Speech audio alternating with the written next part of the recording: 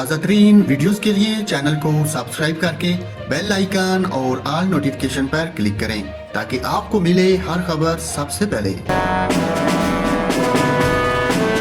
और नाजरीन, पड़ोसी मुल्क भारत में दुल्हन अपने खानदान के हमरा सलाबी रेले में अपनी शादी के लिए कश्ती पर सवार होकर दूल्हे के घर पहुंच गई।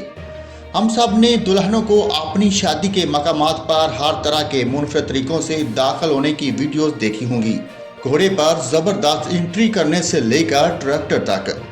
लेकिन अब भारतीय रियासत आंध्र प्रदेश की एक दुल्हन सुर्खियों में है क्योंकि वो अपनी शादी के लिए कश्तियों में सवार दूल्हे के घर गई। इंटरनेट पर गर्दिश करने वाली 2 वीडियोज में दिखाया गया कि प्रशांति और इसका पूरा खानदान कश्ती पर इसकी शादी के लिए दूल्हा अशोक के घर जा रहे हैं। आंध्र प्रदेश में सैलाब की वजह से इन्हें इस तरह के इकदाम का सहारा लेना पड़ा।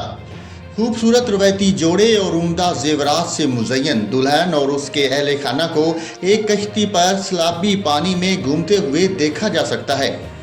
दरअसल प्रशांति और अशोक ने जुलाई में शादी करने का फैसला किया था क्योंकि इन्हें अगस्त में शदीद बारिश की तवक्को थी।